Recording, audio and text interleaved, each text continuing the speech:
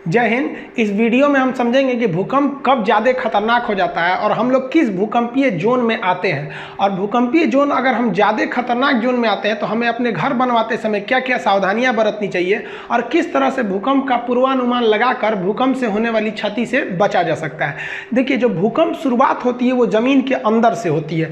भूकंप की शुरुआत ज़मीन के अंदर जिस स्थान से होती है उसे हम मूल मतलब होता है फोकस, जहाँ से वो स्टार्ट हो रहा है तो उसे हम भूकंप मूल या फोकस करते हैं।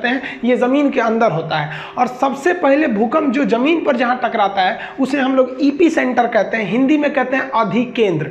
तो ये अधिकेंद्र सरफेस पर पाया जाता है जबकि फोकस जमीन के अंदर रहता है।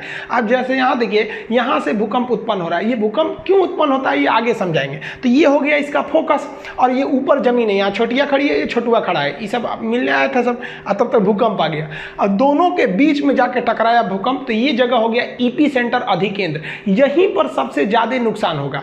इसके जैसे जैसे इस एरिया से दूर जाते जाएंगे नुकसान थोड़ा सा घटते जाएगा। अब नेपाल में आया था जो भूकंप, उसका ईपी सेंटर नेपाल में था और यूपी बिहार उससे सटे थे, इंडिया का नॉर्थ इंडिया का ऊपर एरिया, उसको भी हिला दिया लेकिन नेपाल को तो तबाह ही कर दिया। तो कहेगा सबसे ज्यादा क्षति कहाँ होती है, तो ठीक ईपी सेंटर के पास। ईपी सेंटर से सर्किल में दूर जाते जाएंगे तो उसकी इंटेंसिटी, तीव्रता घट जाती है। अब जो भूकंप इतना हिला क्यों देता है, तो भूकंप की जो ऊर्जा होती है उस ऊर्जा को हम प्रत्यास्थ ऊर्जा कहते हैं। ये प्रत्यास्थ ऊर्जा जो होती है यही पृथ्वी को हिला देती है और ये तरंग के रूप में निकलती है, वेव के रूप में। इसमें 3 तरह के तरंग निकलते हैं। पी सबसे पहले पहुंचेगा इसलिए प्राइमरी नाम दे दिया गया, एस सेकेंडरी सेकेंड में पहुंचा और लास्ट में पहुंचा एल तरंग, इसे लव तरंग कहते हैं क्योंकि इसकी खोज एचडी लव ने किया था। तो भूकंप से निकलने वाले कुल 3 तरंग होते हैं। अब इसमें कई चीजें आपको समझना पड़ेगा, किसका आयाम ज्यादा, किसकी फ्रीक्वेंसी ज्यादा, किसका तरंगदैर्घ्य ज्यादा, किसकी स्पीड ज्यादा, किसका घनत्व, मतलब हर चीज को समझिए आप। देखिए, प्राइमरी वेव का जो स्पीड होता है वो 6 किलोमीटर पर सेकेंड होता है, 1 सेकेंड में 6 किलोमीटर चली जाती है। और जो सेकेंडरी यानी द्वितीयक तरंगे होती है उसकी स्पीड 3.5 किलोमीटर पर सेकेंड होती है और जो लव तरंगे होती हैं, एल तरंग, उसकी जो स्पीड होती है वो 1.5 किलोमीटर होती है। अब नुकसान सबसे ज्यादा इसी से होता है जिसका स्पीड कम होता है और सबसे कम नुकसान प्राइमरी से होता है क्योंकि स्पीड ज्यादा होती है। क्षति इससे सबसे कम होता है, इससे क्षति सबसे ज्यादा होता है। ये तो बीच वाला है तो बीच में रहेगा। अब आपके मन में आएगा इससे सबसे तेज है तो सबसे ज्यादा क्षति करना चाहिए। इसको नॉर्मल भाषा में समझिए। आप जब किसी से दिल लगाते हैं तो अगर मान लीजिए किसी से आप दिल लगाने गए और बहुत हाई स्पीड में दिल लग गया, एक के बार मुलाकात हुआ, तुरंत फोन नंबर मिल गया, 1-2 दिन बात हुआ, बहुत अच्छा, तब तक आप देखें कि ले भाई साहब 2 बजे रतिया को उसका मोबाइल बिजी आ रहा है, तो आपको एगो क्षति होगा ना, बहुत तकलीफ होगा। लेकिन इससे आपको ज़्यादा तकलीफ नहीं होगा, कहेंगे 2 दिन तो हुआ था मिलते हुए, जाओ है आओ जाओ, तो इससे ज़्यादा तकलीफ नहीं होगा। लेकिन अगर उसके आने की स्पीड, जिससे दिल लगा रहे हैं, उसकी स्पीड थोड़ी कम रहेगी, धीरे धीरे आएगा। मान के चलिए कि एक थोड़ा सा पीछा किए, घर कहाँ है, भाई क्या करता है, ये क्या करता है, 2-3 महीना का समय लग गया, अब बड़ी मुश्किल से नंबर मिला और 2-3 महीना बात हो गया, तब जाके पता चला ससुरा दूसरे से फसल है, तो इसके तुलना में इसमें क्षति ज़्यादा लगेगी क्योंकि आपने ज़्यादा वक्त दिया है, थोड़ा धीरे धीरे स्पीड से आप आगे बढ़े थे तो तकलीफ थोड़ा ज़्यादा होगा दिल टूटने पर। अब बात करते हैं लव। 90 से पता है लव, इसकी स्पीड सबसे कम है। अब कल्पना कीजिए कि आप मैट्रिक साथ है पढ़े थे, देखते थे इधर से उधर, बात नहीं कर पाते थे, फिर इंटर भी साथ पढ़े थे, इंटर पास हो गए तो दोनों लोग तैयारी करने निकले लोग कि हम लोग तैयारी किया जाएगा। 2-3 साल का लंबा मेहनत हुआ तब जाके आप दोनों लोग में बात बनी, बहुत धीमी स्पीड से आगे बढ़े लोग और उसके बाद 1-2-3 साल ऐसे आप लोग में दोस्ती आगे बढ़ी और तब तक पता चला किसी दूसरे के मोटरसाइकिल पे आप घूमते देख लिए, तब जो मारेगा क्षति ना, भयानक क्षति होगा, एकदम लाइफ खराब कर देता है। यही सब गाना सुनता है, सब जग सुना सुना लागे, अरे बकलवा सब। सबसे भयानक क्षति एल तरंग से होती है, इसीलिए इसका नाम रखा गया लव। हालांकि इसकी वैज्ञानिक का नाम था लव, एचडी लव। अब समझ में आ गया ना, तो जितनी धीरे स्पीड आएगा उतने ज़्यादा क्षति होगा। तो वही अच्छा है जो पहले लात खा गया और उसको ज़्यादा तकलीफ नहीं होगा। और जिनको एल तरंग मारता है ना, बेचारा सुसाइड टुसाइड कर लेता है, बकलोल होता है सब। अरे कौन कहता है पहले प्यार को भुलाया नहीं जा सकता, बस दूसरी वाली मस्त होनी चाहिए। इस सब में ज़्यादा चक्कर में नहीं पड़ना चाहिए, ये सब सेकेंडरी चीज़ है लाइफ के।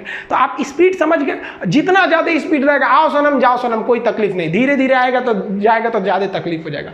अब समझते हैं कि ये कौन कहाँ जा सकता है। ये ठोस ठोस, द्रव और गैस तीनों में जा सकता है। देखिए ये गैस में तो जाएगा, मान लीजिए हवा में भूकंप की तरंग घूम रही है तो हवा में हिला दो भाई हवा से, उससे क्या इफेक्ट पड़ने वाला है। तो मेन जो देखा जाता है वो ठोस और द्रव को देखा जाता है, तो ये तीनों में जा सकती है। जबकि आप सेकेंडरी यानी गौण तरंगों की बात करेंगे, द्वितीयक तरंगों की, ये ठोस में जा सकता है लेकिन द्रव में नहीं जाएगा। अब ये क्वेश्चन पूछ दिया था कि ये जो तरंग है क्या यह पृथ्वी के मेंटल भाग में जा सकती है, कोर में जा सकता है। तो कोर तो द्रव अवस्था में, पृथ्वी का बीच वाला भाग कोर द्रव अवस्था में, तो उसमें तो ये जा ही नहीं सकता है। जैसे यहां देखिए ये मेंटल से भूकंप उत्पन्न हुआ तो इसकी तरंगे इधर भी तो जाएंगी, इधर भी जाएंगी, इधर भी जाएंगी, नीचे भी तो आएंगी ना, ऐसे भूकंप इधर भी तो जाएगा तरंग, ऐसा थोड़ी है कि केवल ऊपर ही आएगा। तो जो पी तरंगे होती हैं वो इस कोर को होकर पार कर सकती है क्योंकि वो द्रव में भी जा सकती है, लेकिन एस तरंगे पृथ्वी का जो सेंटर वाला भाग है उसको पार नहीं कर सकती है। जब तरंग उत्पन्न होती है ना तो इस जैसे यहाँ पे इसका फोकस है तो ये वाले ईपी सेंटर पे ज्यादा तगड़ा मारेगा और इधर गया तो यहाँ जाते जाते तो इसकी पावर खत्म हो जाता है। तो ये वाला जो होता है, ये देखिए आप ऐसा नहीं है कि सोचिएगा कि भूकंप उत्पन्न हुआ तो केवल इस डायरेक्शन में जाता है, वो दोनों डायरेक्शन में जा सकते हैं। तो ये वाला द्रव में न जाने की वजह से कोर में नहीं जा पाता है। और जबकि एल तरंग जो होता है ये पृथ्वी का जो बाहरी परत है ना, धरातल जिसमें हम लोग चलते हैं, ये मेन धरातल पे ही जाता है, इसलिए इसे धरातलीय तरंग के नाम से भी जानते हैं। ये सबसे ज्यादा क्षति पहुंचाता है क्योंकि नीचे तो कोई रहता नहीं, जो धरातल पे रहेगा उसी पे ये ज्यादा क्षति पहुंचाता है। एक और समझिए कि ये लॉन्गिट्यूडनल होता है। लॉन्गिट्यूडनल को कहते हैं अनुदैर्घ्य। अनुदैर्घ्य मतलब होता है सीधा एकदम निकल जाना, सीधे निकल जाएगा तो अनुदैर्घ्य होता है। यानी जो ध्वनि तरंगे होती है वो अनुदैर्घ्य होती है। हालांकि फिजिक्स में पढ़ाएंगे कि ध्वनि तरंगे 3 कंडीशन में अनुदैर्घ्य होती है, 2 कंडीशन में अनुप्रस्थ होती है, इसलिए इसको ध्वनि को दोनों में रखा जाता है। तो ये जो तरंगे होती है ना पी, ये अनुदैर्घ्य होती है, सीधे निकल जाती हैं और ये ध्वनि के समानता रखती है, ऐसे सीधे निकल जाती है। लेकिन अगर एस तरंग की बात करिएगा तो एस तरंग ट्रांसवर्स होती है यानी अनुप्रस्थ, इस तरह चलती है। जैसे आदमी कैसे पैर उठा उठा चलता है तो उठा के चलिएगा तो उसे कहते हैं अनुप्रस्थ। अब आदमी का मान लीजिए चप्पल का फीता टूट गया तो इसे घसटाते हुए चलता है ऐसे तब वो हो गया अनुदैर्घ्य, यानी ऐसे चलेंगे तो अनुदैर्घ्य। और जैसे ट्रेन चलती है अनुदैर्घ्य, उठ के चलती है ऐसे, अब घोड़ा दौड़ता है अनुप्रस्थ ऐसे, तो उठ के ऐसे चलेगा तो अनुप्रस्थ, ये अनुप्रस्थ होता है। प्रकाश भी जो होती है वो अनुप्रस्थ तरंगों की तरह चलती है, ये फिजिक्स में आपको समझाएंगे। अब ये जो होती है ना ये अनुप्रस्थ के समान ही समानता रखती है एल तरंगे, लेकिन ये ज्यादा घातक हो जाती हैं सब। यहाँ आप इमेज में देखिए कि ये सीधे निकल गई तो ये पी वेव्स है। अब ये जो ऐसे जा रहा है ये एस वेव है, ये इस तरह से जा रहा है, और एल वेव भी वैसे ही जाता है लेकिन कुछ ज्यादा ही हिला देता है, इसलिए इससे ज्यादा क्षति हो जाती है। इसे हिंदी में प्राथमिक कहते हैं, इसे हिंदी में द्वितीयक या गौण कहते हैं, और ये तो है धरातल पे चलने के कारण इसे हम धरातलीय तरंग के नाम से जानते हैं। अब जो नया डिजाइन से क्वेश्चन पूछे जा रहे हैं उसको समझिए। अब वो वेव से पूछ देता है, तो पी वेव जो होती है वो बहुत घनी होती है। जैसे देखिए ये है पी वेव, और एस वेव जो होती है वो लंबी लंबी थोड़ी हो जाती है, और एल वेव और लंबा हो जाता है। इस हिसाब से आपसे 3 क्वेश्चन पूछता है कि आवृत्ति, तरंगदैर्घ्य और आयाम बताइए तीनों का। तो आवृत्ति जो है वो संख्या को गिनता है, एक समान समय में कितनी संख्या की तरंगे उसे गिनता है। तो इसमें संख्या गिने ना ज्यादा, 1 2 3 4 5 6 7 8 9 10, तो इसकी आवृत्ति ज्यादा संख्या में है। तो यहां हम स्पष्ट लिख दिए आवृत्ति यानी संख्या ज्यादा होती है पी वेव का। लेकिन अगर एस वेव का देखिएगा तो इसकी संख्या कम होती है, 1 2 3 4 5 6 ही है, तो इसकी आवृत्ति यानी संख्या औसत है, मतलब इन दोनों के बीच में रहती है। जबकि अगर एल वेव जो ज्यादा क्षति पहुंचा रही थी उसकी संख्या ही कम मिलेगी, 1 2 3 और लगभग 4 मिलेगा, तो इसकी जो आवृत्ति यानी संख्या ये सबसे कम होती है। अब बात करते हैं वेवलेंथ यानी तरंगदैर्घ्य की। तो वेवलेंथ जो है वो दूरी को दर्शाता है। दूरी मतलब लंबाई, छोटी सी लंबाई रहेगी तो लंबाई कहते हैं, लंबाई बहुत बढ़ गया तो दूरी बताता है। तो ये जो है ये दूरी बता रहा है। तो देखिए तो एक तरंग से दूसरे तरंग के बीच में इतनी ही दूरी दिख रही है, तो इसकी जो दूरी होती है वो बहुत कम होती है। जबकि उससे ज्यादा तरंगदैर्घ्य यानी वेवलेंथ यानी दूरी यानी तरंग की लंबाई, ये इसमें थोड़ा सा ज्यादा है। देखिए लंबाई इसमें थोड़ा सा ज्यादा है, तो ये दोनों के बीच में तो सब में मिडिल में ही आएगा। जबकि आप एल वेव की बात करेंगे तो एल वेव का जो तरंगदैर्घ्य होता है, दूरी होती है, वो सबसे ज्यादा होता है। देखिए इतनी दूरी है इसमें सबसे ज्यादा दूरी होता है। तो इमेज से समझिएगा। ड्रॉ करने के लिए आप सिंपल सा क्या करिएगा, इसे पी एस एल लिखिएगा, पहले छोटा छोटा फिर उससे बड़ा फिर एकदम बड़ा। समझ आ गया कि नहीं आ गया? और उसके हिसाब से आप समझिएगा। अब समझते हैं एम्पलीट्यूड यानी आयाम को। तो आयाम का सेंस होता है ऊंचाई, तरंग कितना ऊंचा है उसे हम आयाम कहते हैं। तो इसकी ऊंचाई देखिए कम है, इसकी ऊंचाई उससे थोड़ा सा ज़्यादा है, जबकि अगर एल वेव की ऊंचाई देखिएगा तो इसकी ऊंचाई ज़्यादा होती है। इसी वजह से ये ज़्यादा खतरनाक होता है, आयाम ज़्यादा होने की वजह से ज़्यादा हिला देता है। अब जैसे मान लीजिए कोई व्यक्ति है, तो उसको मान लीजिए आप धीरे धीरे इसे तमाचा मारिएगा, छोटा छोटा आयाम से, अरे अरे अरे इसे मारिएगा, कोई दिक्कत नहीं है। और तनी सा आयाम बढ़ा कर इसे मारिए, बहुत तेज लगेगा।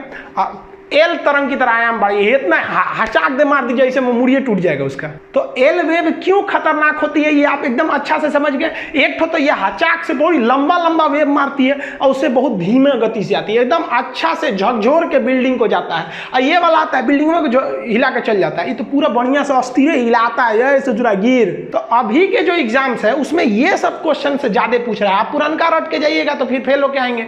भूकंप के कारण देखिए, भूकंप का पहला कारण जो होता है नवीन वलित पर्वत। वलित पर्वत जो मुड़ के ऐसे बना है, फोल्डेड माउंटेन है। हालांकि ये कोई खास कारण नहीं है, ये मेन कारण है प्लेट टेक्टोनिक का।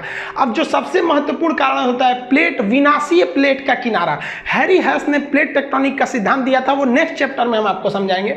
प्लेट क्या होता है कि हम लोग जिस जमीन पे खड़े हैं ये जमीन बहुत मोटी है। जैसे आप अपने घर में 2 मंजिला 3 मंजिला पे खड़े होते हैं ना, तो आप लिंटर की ढलैया पे खड़े होते हैं, जो 4 से 6 इंच का ढलैया होता है, उस पर आपका पूरा घर रोक लेता है। तो जिस पृथ्वी पे खड़े हैं ना, ये भी एक ढलैया मिट्टी का है, और वो कितना मोटा है पता है, 100 किलोमीटर मोटा है। और जहां थोड़ा सा गहरा है उसके ऊपर पानी भर गया तो समुद्र हो गया। तो समुद्र जो दिख रहा है वो भी एक जमीन का हिस्सा है। 100 किलोमीटर ऊंचा जमीन है, उसमें थोड़ा सा ऊपर से धंसा दीजिए, समुद्र की गहराई कितनी होती है, 10 मैक्सिमम गहरा हो गया मारियाना ट्रंच 11 किलोमीटर। तो 100 किलोमीटर से ऊपर से धंसा दीजिए 11, तो उसमें पानी भर जाएगा तो समुद्र हो जाएगा।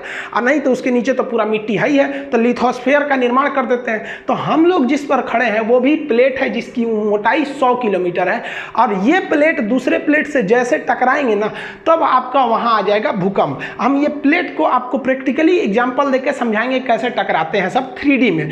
तो यहां मान लीजिए ये ब्लैक वाला एक प्लेट है, ये दूसरा प्लेट है, ये दोनों इधर आके टकराएंगे तो इसी किनारे पे ना भूकंप की संभावना ज्यादा रहेगी। तो जहां टकराने वाले किनारे रहते हैं उस किनारा को कहते हैं विनाशीय कगार, यहां भूकंप ज्यादा आते हैं।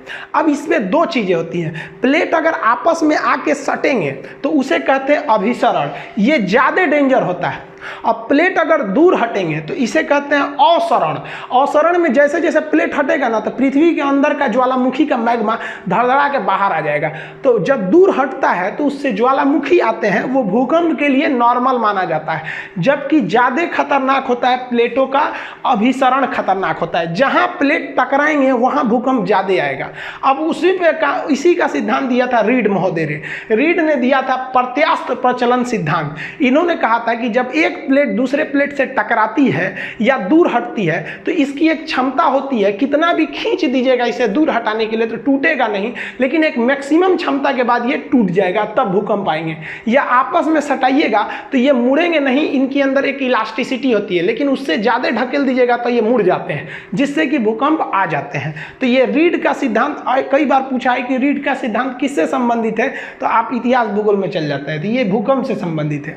अब मान लीजिए कि जहां 2 प्लेट आपस में टकरा रहे हैं और उसी के ऊपर आप बिल्डिंग बना दीजिए, तो मानव जनित कारण हो जाएंगे, भाई वहां बनाने की क्या जरूरत है। अब मान लीजिए अंटार्कटिका में भूकंप आएगा, तो हमको क्या मतलब है भाई साहब वहां भूकंप आए चाहे नहीं है। भूकंप तभी खतरनाक होता है जब उसका मानव पर प्रभाव पड़े। मानव पर प्रभाव नहीं पड़ेगा, कोई दिक्कत नहीं है। तो मानव तो जानबूझ के भूकंप का कारण बन रहा है कि जो प्लेट टेक्टोनिक संवेदनशील विनाशी एरिया, वहीं पे आप जाके बांध बना दीजिए, सड़क बना दीजिए, तो टूटबे करेगा। भूकंप जो है उनकी 5 पेटियां हैं। पेटी का मतलब बेल्ट है कि यहां तो भूकंप एकदम भयानक आना ही आना है, जिसमें सबसे महत्वपूर्ण पेटी है प्रशांत महासागरीय पेटी। आपको बताएं कि जो प्लेट है 100 किलोमीटर, अगर ऊपर से 10 किलोमीटर धंस गया तो वहां महासागर बन जाएगा। तो आप महासागर को ये मत सोचिएगा कि प्लेट नहीं है, नीचे तो उसके भी जमीन है। तो ये महासागरीय पेटी, यहाँ पर 60 से लगभग 63% भूकंप यहीं आते हैं, सबसे ज्यादा भूकंप। और इस भूकंप का कारण क्या है, अभिसरण है। पहले इसको आप मैपिंग द्वारा समझिए, तब आप समझ पाएंगे। यहाँ पर आप देखिए कि प्रशांत प्रशांत महासागर दो जगह है, एक ये भी प्रशांत महासागर है और ये भी प्रशांत महासागर है। एक्चुअली ये दो जगह नहीं है, पृथ्वी गोल है। अब मान के चलिए कि कोई चीज़ मेरे नाखून के पास है, इसको खोलेंगे तो आधा इधर चला गया, आधा इधर चला गया। वही अगर यहाँ देखिएगा तो प्रशांत महासागर एक ही जगह यहाँ बना दिए।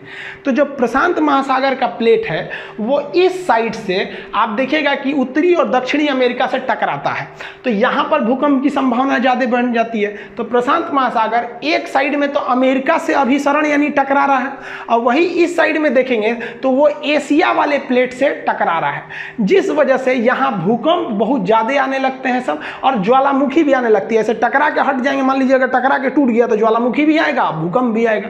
इस वजह से अगर आप इसको एक दोनों मैप को आपस में जोड़ेंगे तो प्रशांत महासागर इस तरह से हो जाता है। तो ये गोल एरिया लगभग डिसाइड कर देता है, तो जिसे भूगोल की भाषा में रिंग ऑफ फायर कहते हैं, अग्नि वलय, क्योंकि भूकंप ज्वालामुखी आते रहता है तो आग धधकते रहता है, तो इसलिए इसे अग्नि वलय कहते हैं। आपसे कहेगा कि प्रशांत महासागर का जो अग्नि वलय है वो किस लिए है, तो याद रखिएगा वो ज्वालामुखी और भूकंप दोनों के लिए है। ये सबसे बड़ा भूकंपीय क्षेत्र आता है प्रशांत महासागरीय पेटी। ये अभिसरण होता है किस में, तो प्रशांत महासागर का एक और एशिया से और प्रशांत महासागर का दूसरी ओर अमेरिका से अभिसरण होता है, जिसे हम रिंग ऑफ फायर या अग्नि वलय कहते हैं। ये भूकंप और ज्वालामुखी दोनों के लिए है। समुद्र में भूकंप आता है तो सुनामी आ जाती है, ये सुनामी आपको अलग से बताएंगे। भूकंप की जो दूसरी पेटी होती है जिसमें हम लोग आते हैं उसे कहते हैं मध्य महाद्वीपीय पेटी। ये दुनिया के महत्वपूर्ण महाद्वीपों के बीचों बीच से निकल जाती है, इसलिए इसे मिड कॉन्टिनेंटल बेल्ट कहते हैं, मध्य महाद्वीपीय पेटी। इसका भी मेन कारण जो है वो अभिसरण ही है। हम आपको बताए हैं कि अभिसरण में ज़्यादा खतरनाक होता है और अवसरण में कम खतरनाक होता है। इसको भी आप मैप से समझिए कि जैसे ये देखिए पूरी दुनिया यहाँ पर, अब जो हम लोग मध्य महाद्वीपीय पेटी कहाँ पर है, ये रेड वाला एरिया देख रहे हैं, ये अटलांटिक महासागर के केप वर्डे द्वीप से चालू होता है और ये यहाँ तक जा रहा होता है। ये मध्य महाद्वीपीय पेटी है। इस पेटी को देखेंगे तो यहाँ दो प्लेटें आपस में टकरा रही हैं। अफ्रीका प्लेट जो नीचे से है वो ऊपर ढकेल रहा है यूरोप वाले प्लेट को, तो ये बड़ा वाला प्लेट है उसको ढकेल देगा। तो आने वाले 10 से 20 हजार साल बाद ये यूरोप जो है ना मैदान से ऊपर उठ के पठार बन जाएगा। यहाँ वाटरलू का मैदान बहुत फेमस है, जिस तरह में इंडिया में पानीपत का मैदान है। तो ये आपका जो अफ्रीकी प्लेट है ये ढकेल के यूरोप वाले प्लेट को उठा देगा। तो जहाँ ढकेलने वाला जहाँ जुड़ेंगे वहीं पर भूकंप आएगा। तो ये डॉटेड लाइन है, इस लाइन के आसपास जो रहेगा वहाँ पर भूकंप आना ही है। अब यूरोप का इधर वाला एरिया आएंगे तो ये एशिया और यूरोप लगभग आपस में मिलते रहते हैं, इसलिए इसका टेक्निकल नाम है यूरोप और एशिया यानी यूरेशिया। अब इस साइड में आएंगे तो ये यूरेशियन प्लेट है और ये हिंद महासागर और हिंदुस्तान दोनों एक ही प्लेट पर है, ये हिंद महासागर। तो इसे हम इंडियन प्लेट कहते हैं। इंडियन प्लेट इसको ढकेल रहा है यहाँ पर। इंडिया पहले यहाँ था अफ्रीका में, ये आगे समझाएंगे इवोल्यूशन में कैसे कैसे यहाँ गया। अब ये इसको ढकेल रहा है, तो ये दोनों जहाँ मिलेंगे वहाँ पर भी भूकंप आएगा। तो ये नेपाल के पास मिल जाते हैं, ये हमेशा उसको ढकेल रहा है। तो इसीलिए हिमालय पहाड़ की ऊंचाई बढ़ रही है। हम लोग जब छोटे थे तो पढ़े थे कि 8,848 मीटर ऊंचा है माउंट एवरेस्ट, आप लोग पढ़ रहे हैं 8,850 मीटर है।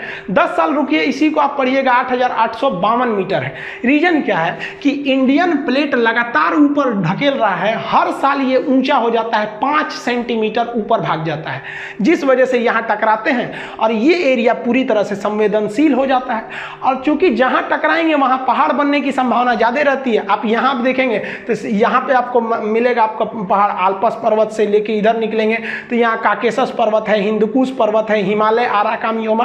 तो ये पहाड़ी कारण जो होते हैं वो भी भूकंप के कारण बनते हैं। लेकिन आपको पता है कि मेन कारण पहाड़ नहीं है, मेन कारण अभिसरण हो जाता है। तो हिंदुस्तान का जो भूकंपीय क्षेत्र है वो क्या है, वो महाद्वीपों के बीचों बीच से आ रहा है, इसलिए इसे कहते हैं मध्य महाद्वीपीय पेटी, जो मुख्य रूप से नेपाल यानी हिमालय से होकर गुजरता है और आगे जाके प्रशांत पेटी में जाकर मिल जाता है। तो यहाँ ध्यान से समझिए, तो हम लोग का जो पेटी है वो तो मध्य महाद्वीपीय पेटी हो गया। ये अभिसरण का कारण है। किससे अभिसरण हो रहा है, तो अफ्रीका ढकेल रहा है यूरोप को बना देगा एक दिन पठार, और एक और इंडियन प्लेट ढकेल रहा है यूरेशियन प्लेट को, इसलिए माउंट एवरेस्ट की ऊंचाई बढ़ रही है।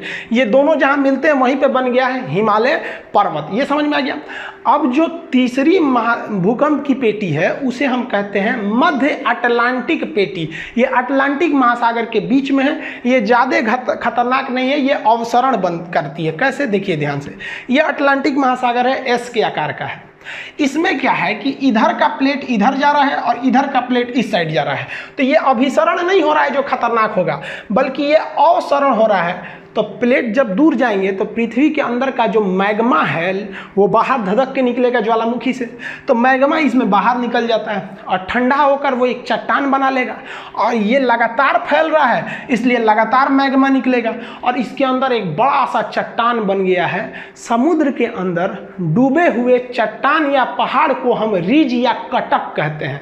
तो इसके कारण क्या हो गया, यहाँ ज्वालामुखी आते हैं और वही ज्वालामुखी का मैग्मा ठंडा होकर एक कटक बना लिया है। तो ये दुनिया का सबसे लंबा कटक कहेगा तो मध्य अटलांटिक कटक है, क्योंकि अटलांटिक महासागर के बीचों बीच में है ये मध्य अटलांटिक कटक। तो ये मध्य अटलांटिक में अवसरण होता है जिससे क्या निकलते हैं, ज्वालामुखी, और इसी ज्वालामुखी के जमाव से कटक का निर्माण हो जाता है उस एरिया में। देखिए पृथ्वी पर अगर आप प्लेटों की बात करेंगे तो बड़े बड़े 7 प्लेट हैं जिसमें मुख्य रूप से महाद्वीप हैं, और छोटे छोटे प्लेटों की संख्या क्या करेंगे तो लगभग वो 20 है, लेकिन 20 फेमस नहीं है। उन 20 में से कुछ ऐसे भी छोटे प्लेट हैं जो ससुरे भूकंप ला देते हैं, तो उन्हें हम यहाँ लिखे हुए हैं, अब एक एक करके समझा देते हैं। हालांकि एप्लीकेशन पे तो इसका PDF वगैरह सब आज ही डाले हैं, अभी तो एप्लीकेशन आप लोग के लिए खुला नहीं है, वो जस्ट बताएंगे हम किस दिन खुलने वाला, अब 1 से 2 दिन में उसको खोल देंगे। तो इसको आप मैपिंग के हिसाब से समझिए।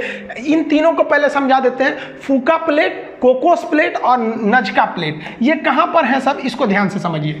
अमेरिका जो है, उत्तरी अमेरिका, तो अमेरिका के जस्ट इस साइड में, पश्चिम साइड में प्रशांत महासागर में, यहाँ पर एक है फोका प्लेट। तो ये फोका प्लेट अमेरिका में भूकंप ला देता है, क्योंकि प्रशांत महासागर वाला आके इसको ढकेल देता है, तो यहाँ भूकंप आ जाते हैं। यहाँ पर मैक्सिको के जस्ट इधर में है कोकोस प्लेट। अब याद रखिएगा, यहाँ एक कोको द्वीप है, यहाँ एक कोकोस द्वीप है, ना ये कोको है ना ये कोकोस है, ये कोकोस है लेकिन ये कोकोस प्लेट है। ये कोकोस प्लेट कहाँ लाता है तो प्रशांत महासागर में मैक्सिको के तट पर भूकंप लाता है। नजका प्लेट, ये कई बार यूपीएससी में पूछा है, नजका प्लेट कहाँ है, तो नजका प्लेट एक छोटा सा प्लेट है, वो प्रशांत महासागर में है लेकिन वो पेरू तट के पास है नजका प्लेट। तो ये छोटे छोटे प्लेट हैं लेकिन ससुरे विनाशी प्लेट हैं, दूसरे से टकरा रहे हैं। अगर वही आप अगर कोई प्लेट को देखेंगे, जैसे ये अटलांटिक प्लेट है जो नीचे की ओर है, तो ये अटलांटिक महासागर में प्लेट है लेकिन इसके पास कोई दूसरा प्लेट ही नहीं है, जिस वजह से यहाँ भूकंप वगैरह नहीं आते हैं सर। भाई टकराएगा तभी तो भूकंप आएगा। तो आपसे क्वेश्चन भी पूछता है कि वह कौन सा ऐसा महाद्वीप है जहां एक भी भूकंप नहीं आते हैं, तो अटलांटिक वाला है। अरे भाई ये नीचे वाला अटलांटिक का नहीं, ये अंटार्कटिक वाला, तो ये अंटार्कटिक के पास कोई प्लेटें टकराने नहीं जा रहा है। टकराएगा तभी तो अभिसरण होगा और वो जो किनारा कगार है वो विनाशी कगार बनेगा, तो यहाँ भूकंप का लिए आएगा, नहीं आते हैं सब यहाँ पर। और छोटे छोटे प्लेट देखिए, तो अफ्रीका की भ्रंश घाटी, जब हम आपको बताए थे कि 8वां महाद्वीप जिलांडिया, तो उसमें बताए थे कि आने वाले समय में ये अफ्रीका में भ्रंश घाटी आ रही है जो इथोपिया से लेकर नीचे तक जा रही है। ये आने वाले 40 से 50,000 साल बाद ये कट कर अलग हो जाएगा। उसी तरह जिस तरह से हिंदुस्तान पहले यहाँ था, कट के अलग होकर वहाँ चला गया, ये भी अलग होगा। अब ये जो अलग होगा तो यहाँ भी भूकंप आएंगे, लेकिन यहाँ पर क्या है, यहाँ अभिसरण नहीं हो रहा है, अवसरण हो रहा है, दरार पड़ रही है, जिस वजह से यहाँ एक बहुत बड़ी दरार पड़ गई है जिसे बृहद भ्रंश के नाम से जानते हैं। यह भी भूकंपीय क्षेत्र में आ जाता है। यहाँ पर तंजानिया पहाड़ी वगैरह है जो भूकंपीय क्षेत्र में आ जाते हैं। और अगर और छोटे प्लेट की बात करेंगे तो ये वाला इंडिया के अंडमान के पास है। अंडमान के पास एक छोटा सा प्लेट है जिसका नाम है बर्मा प्लेट। म्यांमार का पुराना नाम बर्मा प्लेट। यही बर्मा प्लेट 26 दिसंबर 2004 को टकरा गया था इंडियन प्लेट के पास, सुमात्रा द्वीप के पास, जिससे भयानक सुनामी चली आई थी। समुद्र में आने वाले भूकंप को हम सुनामी कहते हैं। अब यहाँ देखेंगे तो ये जो दक्षिणी चीन सागर है उसका वो जो प्लेट है उसका जो ज्योग्राफिकल नाम है उसका नाम है सुंडा प्लेट, और यहाँ पर फिलीपीन के पास है फिलीपीन प्लेट। तो ये छोटे छोटे प्लेट हैं, ये 7 ऐसे छोटे प्लेट हैं जो हैं ससुरे छोटे, देखने में लगे छोटे लेकिन घाव करे गंभीर। ऐसे ससुरा बर्मा प्लेट छोटा दिख रहा था, सुनामी लेके चला आया। तो ये आप छोटे छोटे प्लेट समझे, और ये भी समझे कि अगर प्लेट टकराएगा नहीं तो वहाँ भूकंप नहीं आएंगे, जैसे अंटार्कटिका में भूकंप नहीं आते हैं। ये छोटे प्लेट हो गए, और ये अंटार्कटिका में भूकंप आते नहीं है, वहाँ आदमी भी नहीं रहता, आएगा भी तो कोई किसी काम का तो नहीं रहेगा। अगर इसका स्क्रीनशॉट लेना चाहते हैं तो ले लीजिए, नहीं तो फिर एप्लीकेशन पे पढ़ेंगे तो इसका PDF और टेस्ट तो सब बताएंगे आप लोग को। तो इसमें हम आपको मोटा मोटी हर एक प्लेट बताए हैं। ये प्रशांत महासागरीय प्लेट है जो इस इधर भी है। हम लोग का जो भूकंपीय प्लेट है वो है आपका मध्य महाद्वीपीय। इसका मध्य महाद्वीपीय क्यों नाम पड़ा? क्योंकि ये पूरे महाद्वीपों के बीचों बीच से आ रहा है, जिसमें मुख्य रूप से हिमालय और भारत का उत्तरी हिस्सा है। ये मध्य अटलांटिक है, इसमें तो अवसरण हो रहा है, इसमें तो भूकंप ही नहीं आते हैं। अब समझते हैं भूकंपीय जोन किसे कहते हैं। वह एरिया जो प्लेटों के कगार के पास जहां टकरा रहे हैं ठीक वहीं पे आ जाएगा तो उसका भूकंपीय जोन ज्यादा खतरनाक वाला हो जाएगा, उससे दूर जाएंगे तो कम खतरनाक। तो भूकंप के खतरे को भांपते हुए हम एरिया को बांट देते हैं, ये ज्यादा संवेदनशील है, ये कम संवेदनशील है, उसे हम भूकंपीय जोन कहते हैं। भूकंपीय जोन 1 से लेकर 5 होते हैं। भूकंपीय जोन जो 1 है इसमें लगभग 5 तीव्रता का भूकंप आता है, जिसमें किसी को कोई दिक्कतें नहीं होता है। इसलिए भूगोलवेताओं ने अभी कह दिया है कि जो भूकंपीय जोन 1 है इसकी मान्यता को खत्म कर दिया गया है। भूकंपीय जोन को 2 से गिना जाता है, लेकिन कहेगा कितने होते हैं तो 1 से 5 होते हैं, और 1 वाले को अभी खत्म कर दिया गया है। जैसे जैसे आप भूकंपीय अभी क्या लिखे हैं यहाँ, बट नाउ ओनली 4 जोन हो चुके हैं। जैसे जैसे आप भूकंपीय जोन 1 से किधर जाएंगे 5 की ओर, आप खतरे की ओर बढ़ रहे हैं, यानी डेंजर की ओर बढ़ रहे हैं। यानी सबसे खतरनाक जोन कौन सा आता है? 5वां जोन आता है। ये कहाँ मिलेगा? जहाँ एकदम प्लेट मिल रहा है, जैसे हिमालय का निचला भाग, नेपाल का एरिया, ये 5वें जोन में आता है। 1 नंबर जोन तो खत्म कर दिया गया है, हिमालय आपके 5वें जोन में आता है। यहाँ नक्शा दे दिए है, इसको आप स्क्रीनशॉट में लेके देख सकते हैं। जो रेड कलर से दिया है वो जोन नंबर 5 है, जिसमें कश्मीर आता है, ये आपका हिमाचल प्रदेश, उत्तराखंड, नेपाल का वह एरिया जो बिहार यूपी से सटता है वो हो गया, पूर्वोत्तर भारत हो गए लाल वाले एरिया में। लाल मतलब कौन सा है? भूकंपीय जोन 5 है। ये गुजरात का ऊपर वाला कच्छ जो है, भुज में तो 26 जनवरी 2001 को भूकंप आ गया। सोचिए सब लोग झंडा फहरा रहे थे, लोग सुबह सुबह भूकंप आ गया। बहुत खतरनाक भूकंप था वहाँ पर। ये तो इस बार एग्जाम में भी पूछा था किस दिन आया था। बाकी अगर आप देखेंगे तो भूकंपीय जोन 2, जहाँ से अब तो मेन शुरुआत हो रही है। हम आपको पहले ही बोले कि 1 नंबर खत्म हो गया, आप इस नक्शा में भी देखिएगा तो भूकंपीय जोन 2, 3, 4, 5 को बनाया गया है। तो देखिए दक्षिण भारत में ये वाला एरिया कम है, 3 नंबर में आ जाता है येलो जोन। तो यहाँ से आप कलर के हिसाब से जोन डिसाइड कर सकते हैं कि आप किस जोन में आते हैं। अभी जो बताएं वो आपके PCS लेवल या फिर आपके UPSC लेवल में वहाँ से ज़्यादा क्वेश्चन आते हैं। अब ग्रुप डी, खलासी, चपरासी, गैंगमैन, सफाई कर्मी, इस सब के एग्जाम में क्या पूछेगा बच्चा वाला चीज़ कि भूकंप को किस मशीन से नापते हैं? तो सिस्मोमीटर से नापते हैं। ये मशीनमा का नाम है सिस्मोमीटर, ये नाप देता है वहाँ पर। भूकंप की स्टडी को क्या कहेंगे? सिस्मोग्राफ कहेंगे, सिस्मोलॉजी कहते हैं। किस ग्राफ से नापते हैं? तो उसे जिस ग्राफ पे उसको बनाया जाता है उस ग्राफ का नाम होता है सिस्मोग्राफ। किस स्केल से नापते हैं? तो स्केल कई ठो है, जिसमें रिक्टर स्केल फेमस होते हैं। पहले आप ग्राफ और स्केल में अंतर समझिए। यहां हमने ग्राफ बना दिया कि भैया ये भूकंप आया है, ग्राफ बना दिए। अब इस ग्राफ को नापिएगा कैसे कि भाई किलो में नापिएगा कि लीटर में नापिएगा कि सेंटीमीटर में? कोनो ना कोनो एक स्केल रहना चाहिए ना। जैसे गेहूं को आप किलो में नापते हैं, पानी को लीटर में नापते हैं, तो चीजवा तो वही है, उसको नापने के लिए यूनिट चाहिए, कोई ना कोई स्केल चाहिए।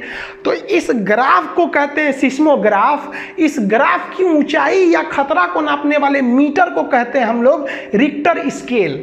तो ग्राफ अलग है, स्केल अलग है, मशीन अलग है, और इसका पूरा अध्ययन सिस्मोलॉजी कहलाता है। अब जो स्केल होते हैं सिस्मोग्राफ को नापने वाले स्केल, ये पहले एक फेरल स्केल था जिसे रॉसी स्केल भी कहते थे, ये सफल नहीं हुआ। मार्केली स्केल, ये तो एकदम गलत था, इसमें 1 से लेकर 12 तक अंक थे। ये प्रेक्षण और अनुभव पर आधारित था कि इस साल जो अगर 10 गो घर गिराया है तो मान लीजिए कि भूकंप की तीव्रता 6 है, और अगली बार मान लीजिए गिरा दिया 20 गो या 40 गिरा लिया तो उससे ज़्यादा है, मतलब ये अनुभव के आधार पर है। नहीं समझिए तो ये फालतू हो गया, इसको भी निकाल दिया गया। अभी जो पूरी दुनिया मानती है वो मानती है रिक्टर स्केल, जिसे हम लोग रीचर स्केल भी कहते हैं। इसमें 1 से लेकर 9 तक अंक रहता है। लेकिन ध्यान दीजिएगा, अगर आप कमीशन लेवल के एग्जाम में बैठे हैं तो उसमें पूछ देता है कि रिक्टर स्केल पर रेयरेस्ट भूकंप को किस अक्षर से दर्शाते हैं, तो वो 10 से दिखाते हैं। तो जनरली इसमें 1 से 9 तक अंक होते हैं आपके रिक्टर स्केल में। आप छोटे मोटे वनडे एग्जाम में देते हैं तो 1 से 9 में मारेंगे, लेकिन कहते हैं एकदम रेयरेस्ट भूकंप को किस में दर्शाएगा, तो 10 में। इसकी एक खासियत क्या होती है रिक्टर स्केल की, कि हर अंक अपने से पिछले अंक से 10 गुना ज़्यादा पावरफुल होता है। यानी अगर आपसे कह रहा है कि रिक्टर स्केल पर कोई भूकंप आया है जिसकी तीव्रता है 6, और रिक्टर स्केल पे एक भूकंप आया जिसकी तीव्रता है 7, तो आपको अंक में भले दिखेगा कि 6 से 7 एक ही अंक है, लेकिन पावर देखेंगे तो 10 गुना ज़्यादा खतरनाक होता है। तो रिक्टर स्केल पर हर एक अंक अपने से पिछले अंक से 10 गुना ज़्यादा खतरा को लेकर रखता है। रिक्टर स्केल पर अगर 7 तीव्रता से कम का भूकंप है तो उससे कोई लॉस नहीं होगा, बस आपको हल्का हल्का हिला के चल जाएगा। लेकिन अगर 7 तीव्रता का भूकंप है तो जरूर क्षति पहुंचाएगा, और 7 से भयानक जितने ज़्यादा आप चले जाइए और भयानक आ जाएगा।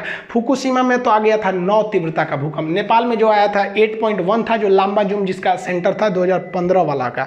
तो ये आप समझ गए रिक्टर स्केल, ये सब बच्चा वाला चीज़ है, आगे समझिए। देखिए एक लाइन आप पढ़े होंगे आइसोसिस्मल लाइन। आइसोसिस्मल लाइन जो होता है उसे हम समान तीव्रता यानी समान क्षति वाले एरिया को मिलाता है। जैसे मान लीजिए कि यहाँ भी आया 6 तीव्रता का भूकंप, यहाँ भी आया 6, यहाँ भी आया 6, यहाँ 6, लेकिन यहाँ आ गया 7, तो आइसोसिस्मल लाइन कैसे खींचेगा, इसे मिला दीजिए। तो एक जैसी तीव्रता वाले, जहाँ एक जैसी तीव्रता रहेगी वहाँ एक जैसे नुकसान भी होगा, तो समान तीव्रता वाले जगह को मिलाने वाली लाइन को कहते हैं आइसोसिस्मल लाइन। लेकिन ये पुराना हो गया ये क्वेश्चन। अब पूछता है कि होमोसिस्मल लाइन क्या है। तो होमोसिस्मल लाइन उस लाइन को कहते हैं जो टाइमिंग को बताता है। एक साथ भूकंप आ गया, जैसे मान लीजिए यहाँ कोई जगह 10 बजे भूकंप आया, एक जगह यहाँ भी 10 बजे आया, यहाँ भी 10 बजे आ गया, और यहाँ आया आपका 12 बजे, तो ये होमोसिस्मल में तो आएगा नहीं। ये भी 10 बजे आया, ये भी आया, ये भी आया। जो एक टाइम पर भूकंप को मिलाते हैं, समान समय को दर्शाएगा, तो वो हो जाता है होमोसिस्मल। और समान तीव्रता यानी समान क्षति को दर्शाएगा तो हो जाता है आइसोसिस्मल लाइन। ये वाला ज़्यादा पूछता है आजकल एग्जाम में। आप समझते हैं इसकी भविष्यवाणी या इसका प्रेडिक्शन किया जा सकता है कि नहीं। तो एक लाइन में जवाब है कि भाई आप भूकंप का वर्तमान समय में कोई भविष्यवाणी नहीं कर सकते हैं, लेकिन कुछ ऐसी सावधानियां हैं जिससे पता चल सकते हैं कि भूकंप आने वाला है या नहीं। जैसे कि वायुमंडल में रेडान गैस तो पाया नहीं जाता, ये सबसे भारी गैस है, लेकिन भूकंप और ज्वालामुखी आने से पहले इसकी मात्रा बहुत ज़्यादा बढ़ जाती है। तो जो मशीन है इसको नापने वाले बता देते हैं कि रेडान गैस बढ़ रहा है, इसका मतलब भूकंप आने वाला है। दूसरा कि वायुमंडल में इलेक्ट्रोमैग्नेटिक वेव अचानक बढ़ जाते हैं। अब जो मशीनें हैं इलेक्ट्रोमैग्नेटिक वेव को नापने वाली, वो भी बता सकती हैं। ये दोनों तो आप अपने मन से नहीं बता सकते हैं। और जो तीसरा चीज होती है वो एनिमल, कुछ ऐसे जानवर होते हैं, कुत्ता, बिल्ली, सियार, जो भूकंप से पहले आने वाली जो ध्वनि होती है, वो ध्वनि जो होती है अवश्रव होती है, जिसकी जो फ्रीक्वेंसी होती है 20 हर्ट्ज से कम होती है। तो 20 हर्ट्ज से कम फ्रीक्वेंसी होने की वजह से हम लोग नहीं सुन पाते हैं। ये जानवर सुन लेते हैं और लगते हैं सब भागने वाला जगह खोजने। तो जानवरों की बिहेवियर में अचानक चेंजिंग से भी आपको चेतावनी ले लेना चाहिए कि क्या यहाँ भूकंप आने वाला है या नहीं है। लेकिन ये चेतावनी बहुत कम समय में मिल पाता है, 10 से 15 मिनट के अंदर आ जाता है। तो हमको कुछ सावधानी बरतनी चाहिए भूकंप के समय, उसे समझिए। देखिए जब भूकंप के दौरान जब घर गिरते हैं तो बम देखिए जब मिसाइल वगैरह से हमला होता है ना, तो घर पूरी तरह से धंस जाता है। ऐसे भूकंप में ऐसा नहीं होता है, एक घर दूसरे घर पे गिर के फंस जाते हैं सब, इसलिए पूरी तरह से नहीं मर पाते, मतलब आदमी उसमें पूरी तरह से दब नहीं पाता है। इसलिए आप देखिए होंगे कोई घर गिर गया है, 2 से 3 दिन बाद भी उसमें से कुछ लोग जिंदा निकलते हैं। मतलब एक दीवार इस दीवार पे ऐसे फंस के अटक जाता है, नीचे थोड़ा सा जगह रहता है, आप उसमें बच सकते हैं। तो इसके लिए आपको करना क्या चाहिए, घर का जो कोना वाला एरिया है, कोना में क्या होगा कि ये भी दीवार एक दूसरे पे आके अटक जाएगी। आप बीच में रहेंगे तो भाई इधर कोई भी गिरेगा तो बीच में ना गिरता है, तो आप कोना में चले जाइएगा, कोई दीवार के कोने में चले जाना चाहिए। और कोई मजबूत चौकी वगैरह जो होता है उसके नीचे घुस जाना चाहिए। कभी कभी भूकंप क्या होता है, ज्यादा खतरनाक नहीं होता है। मान लीजिए 6 या 6.5 का भूकंप आया तो कोई छोटा मोटा छज्जा है या घर का 1-2 ईंट गिरेगा, पंखा उनका गिर जाएगा, खोपड़िया भी गिर जाएगा तो मर जाएंगे। तो मजबूत चौकी वगैरह के नीचे घुस जाना चाहिए। इससे क्या होगा कि कम तीव्रता का रहेगा तो आप बच जाएंगे, मुंह हाथ नहीं फूटेगा। कोना में खड़े हो जाएंगे तो जैसे कोना में खड़े रहेंगे तो गिरे उड़ेगा बिल्डिंग ना, तो थोड़ा सा आप सेफ हो सकते हैं। लेकिन सबसे जरूरी जब आप घर बनवाइए तो घर बनवाते समय याद रखिएगा भूकंप रोधी छड़ जरूर दिलवाइएगा। गलती इंसान घर बनवाने में 2 ही ठोकर देता है। एक जो पेंट कराता है तो पेंट में एंटी इंसेक्ट एक केमिकल आता है, वो पेंट में मिला के घर में पेंट कर दीजिएगा ना तो 5 साल तक कीड़े मकोड़े, मकड़ी उकड़ी, छिपकली वगैरह नहीं लगते हैं सर। तो आदमी ऐसे पेंट करा देता है एकदम व्हाइट पुट्टी मार एकदम बड़ी। भाई साहब ये सब भी थोड़ा ध्यान रखा कीजिए। और लकड़ी के चीज़ पर पेंट मारते समय उसमें भी आपको मिला देना चाहिए कीटनाशक, घुन नहीं लगेंगे, तो ये तो नॉर्मल चीज़ है। लेकिन बिल्डिंग में जब छड़ दीजिएगा तो भूकंप रोधी छड़ जरूर दीजिएगा। ये क्या करते हैं सब, फ्लेक्सिबल थोड़ा होते हैं सब, भूकंप के छोटे मोटे झटके को रोक सकते हैं सब। दुनिया में सबसे ज़्यादा भूकंप अगर आता है जापान में, लेकिन उसने ये टेक्नोलॉजी का प्रयोग करके वहाँ बहुत ही कम लोगों की जान जाती है। अब ये भूकंप के अलावा एक चीज़ होता है सुनामी। सुनामी को जो होता है वो समुद्र के अंदर आने वाले भूकंप को ही सुनामी कहते हैं। आई होप आप ये सब समझ गए होंगे। एप्लीकेशन में इसका PDF वगैरह डाल दिया गया है। एप्लीकेशन जिस दिन आएगा उस दिन एप्लीकेशन की फीस बहुत ही कम रहेगी। देखिए, एप्लीकेशन को हम कभी भी अनाउंस कर सकते हैं। जिस दिन एप्लीकेशन अनाउंस करेंगे उस दिन जो फीस रहेगा वो केवल 9 रुपये रहेगा, और 9 रुपये 2 रुपये GST लगेगा, यानी 11 रुपये में आपको 11 रुपये में बढ़िया चाय नहीं मिलेगा। केवल उस दिन 11 रहेगा, उसके बाद फीस जो है ना बढ़ जाएगा उस दिन उसके बाद। इसलिए आप लोग अगर पढ़ना चाहते हैं बढ़िया से, जीरो से लेकर एकदम कमीशन लेवल तक, तो भाई आप तैयार रहिएगा। फर्स्ट दिन लीजिएगा, पैसे बच जाएंगे, अगले दिन लीजिएगा फिर हमको नहीं बोलिएगा। समझ में आ गया? आप ये समझ गए होंगे। मिलेंगे नेक्स्ट वीडियो में, तब तक के लिए जय हिंद।